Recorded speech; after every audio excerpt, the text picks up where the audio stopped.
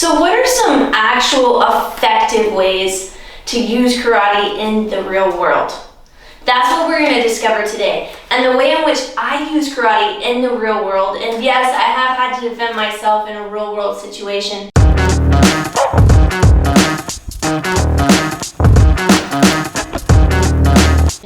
The most important thing is distance management. That's step number one.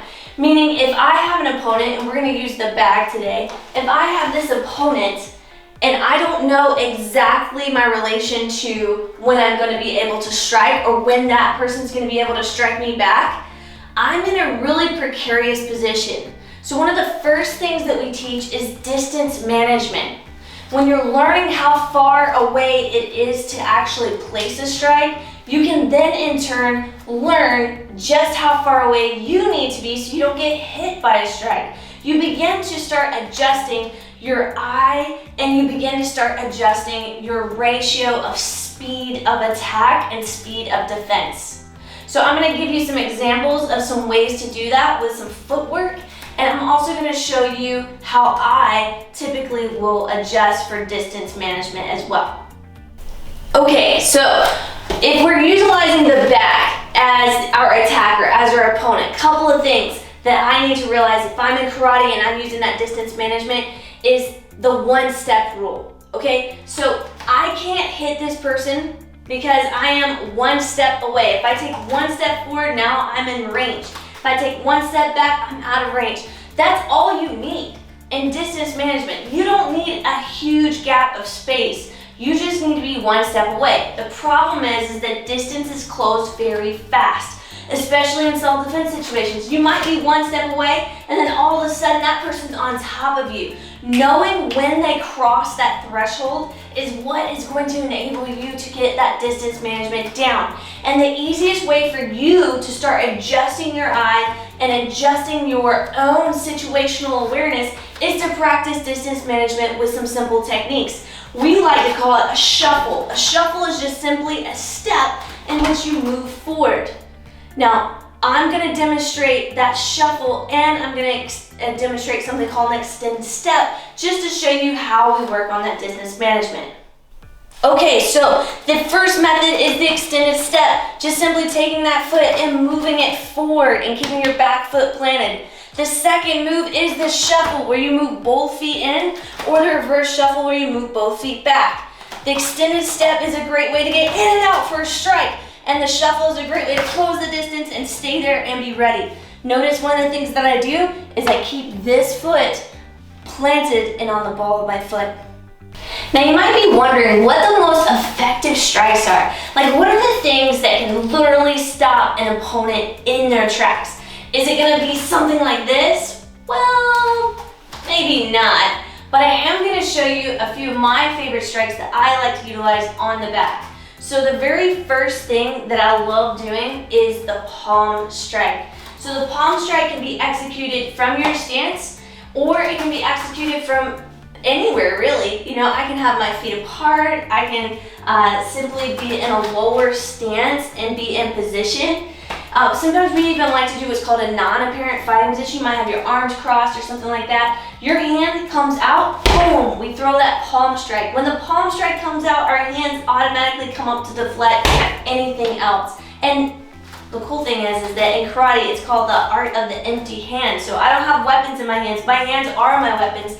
But in this case, I don't want to hit somebody in the face with my fist because most people haven't conditioned their hands to be able to do that. If you've seen things like MMA fighting where we wear 4-ounce gloves or bare knuckle fighting where they actually just wear wraps, you can see the damage that happens to the hands after the fight. It's because your hands hitting someone's hard skull is very different than hitting this soft bag. Okay, so we've got the palm strike. That's a really good, effective way to get someone off of you. We've also got a harder part of our body beside our hands, and that's our forearms and our elbows. So if I'm in a situation where the gap's already been closed and I'm in tight, well that means now, boom, I can throw in some horizontal elbows, boom, some vertical elbows, or I can even come in with a cutting elbow over the top. These types of strikes are very effective because you've got something that's a lot harder and it's not gonna give as easily as your fists and your knuckles. You got lots of little bones in here, one solid strong bone here. I can also use just my forearm, kind of like that old karate chop. Well, that chop really is working off the motion of hitting on the side of the neck or hitting on the clavicle or something along those lines. Now that's the upper body. What about the lower body? Well, again, distance management is the key. So if you're far enough away and you can throw the side kick, which is one of my favorite kicks obviously to do, to keep that opponent away, now it allows me to do a couple of different things. I can chamber that kick, boom, throw that side kick and get away. Or I can throw that side kick to the knee. I can bring it up, I can chamber it, and I can bring it down and pop that knee.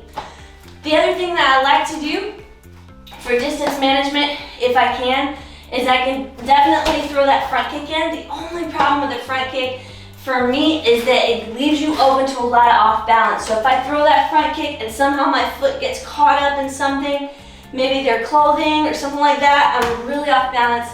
Whereas if I throw that side kick, my body's already turned in a running motion. So wherever my foot lands, if it lands out here, if it lands behind me, I can still run and get away relatively easy.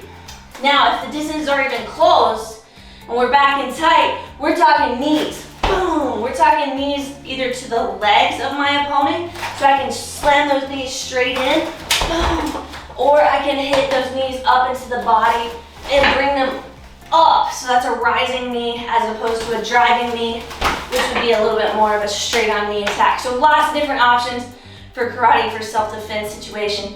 Now the last thing, if you're getting tons of value though guys, don't forget, hit that bell at the top so you can make sure you subscribe and like so you'll get more content just like this. But listen, practice is everything. So if you're not involved in a martial arts school where you can practice these techniques on a regular basis, get a home gym, something set up like this where you can take the time to perfect your craft and so that you'll be ready in case the call ever comes for you to defend yourself. Just know that karate is effective for self-defense, and I look forward to seeing you guys in the next video.